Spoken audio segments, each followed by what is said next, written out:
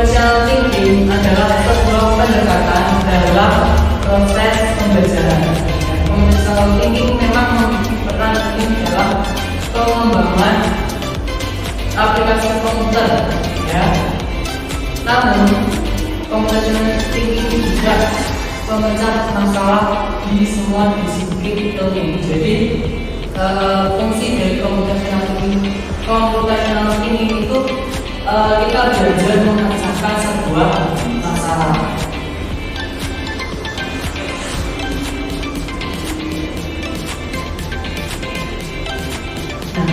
Metode-metode yang dipakai ada pemrograman atau ketika menulis program, ya, itu ada recognition, ya. Yang kedua ada pattern recognition, ya. Terus abstraksi dan algoritma atau algoritma set, ya. Yang nanti kita akan pelajari adalah algoritma. Decomposition adalah kemampuan pemecahan data dengan proses atau masalah kompleks, ya. Jadi masalah yang kompleks bisa dibuat bagian-bagian kecil, ya. Itu decomposition. Terus pattern recognition itu apa maksudnya? Kemampuan untuk melihat persamaan atau bahkan perbedaan pola, tren, ya, dan keteraturan dalam data. Jadi menentukan pola apa yang akan digunakan, ya, dalam masalah tersebut. Itu pattern recognition. Terus abstraksi, ya. Abstraksi itu apa sih? Ya, abstraksi adalah melakukan regenerasi, ya, dan mengidentifikasi prinsip-prinsip umum yang menghasilkan pola tren atau keteraturan.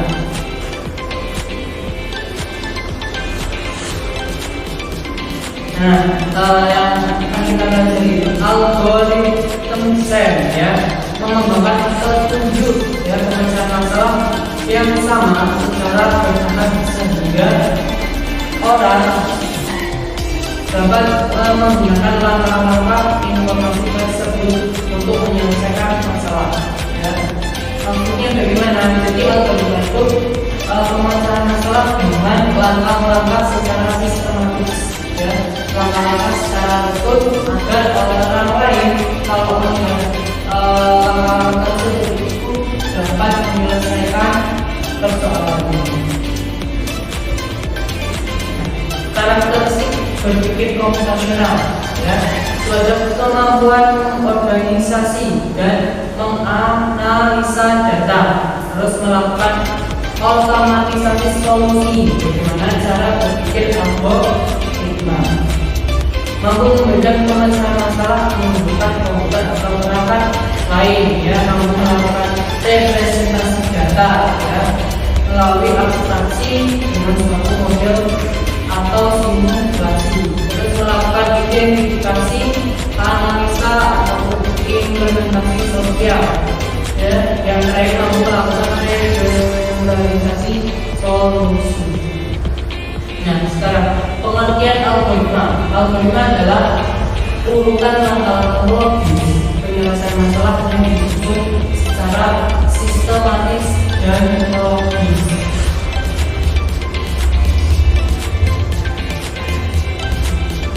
Algoritma adalah merupakan jantung informatika, ya. Algoritma kenapa disebut jantungnya komputer, ya, karena informatika banyak cabang ilmu komputernya.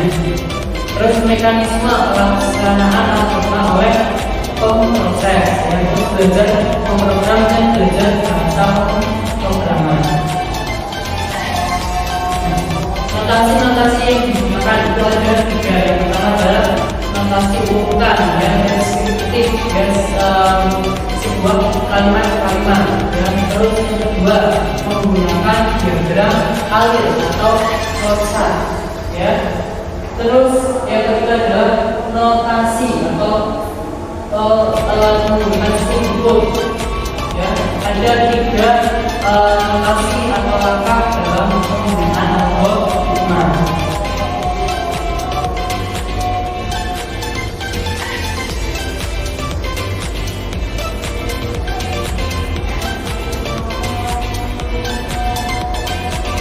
Yang pertama, notasi algoritma ya, menggunakan deskripsi ya, dalam bentuk luas, panjang, lebar dalam bilangan bulan. Deskripsinya memasukkan nilai lebar dan panjang ya, itu luas ya sama dengan panjang kali lebar.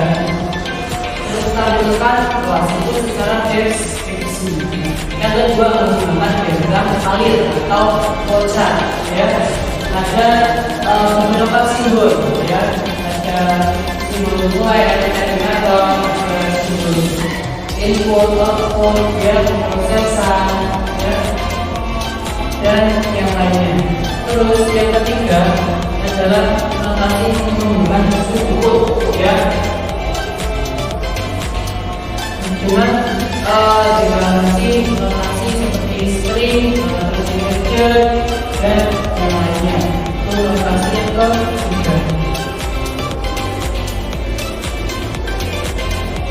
Aturan penulisan algoritma ya, dengan juga komentar mengenal algoritma seperti cara kerja program, kondisi awal ya, kondisi akhir dari algoritma ya. Terus dua, kamu ya, pada bagian ini adalah definisi nama konstanta dan nama variabel, nama prosedur ya, dan nama fungsi. Yang ketiga, algoritma pada bagian ini algoritma dituliskan ya, semua teks diambil dicek.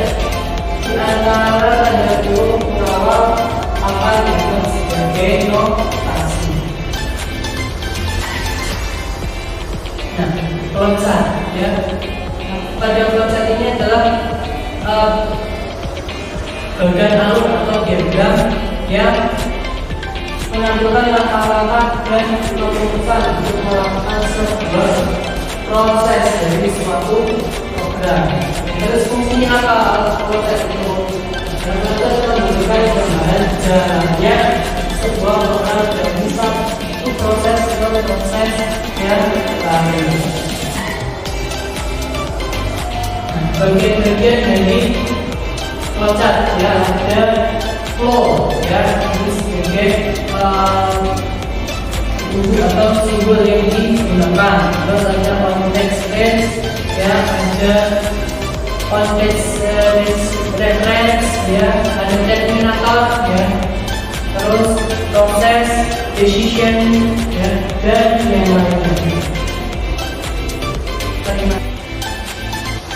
Terus kita akan menggunakan sebuah tools atau aplikasi Draw Pro ya. Silahkan buka di Google Pro ya, cari Draw Pro.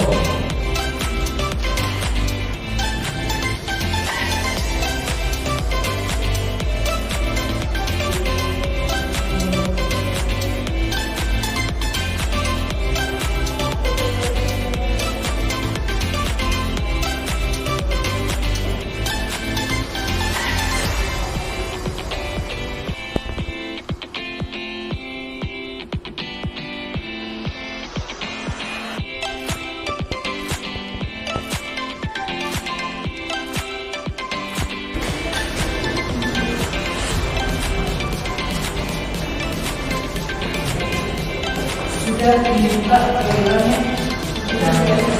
Nah, pada bagian ini juga ada beberapa elements ya, ada beberapa input yang digunakan ya, seperti tadi kita menggunakan flowchart ya.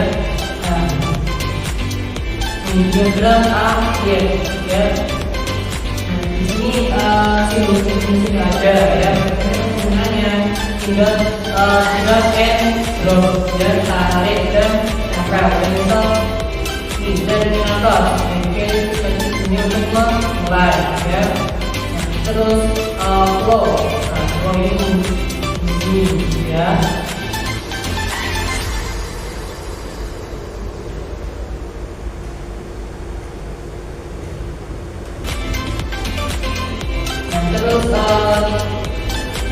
tinggal simbolnya apa terus digerak kayak drop ya, setelah itu dinamik sesuai dengan perintah membuat atau diagram ambil seperti apa. Nah, sekarang saya pesan kalian untuk membuat sebuah diagram ambil keliling kalian ya. Di sini saya membuat perusahaan untuk keliling arah ya.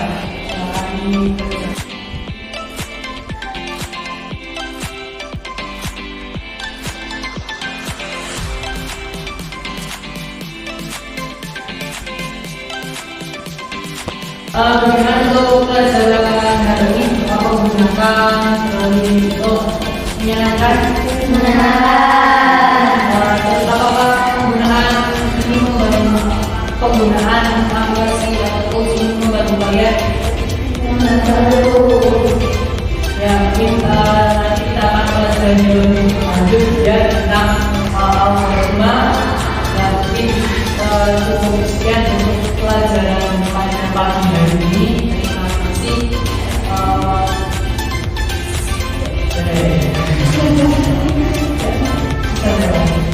Assalamualaikum warahmatullahi wabarakatuh.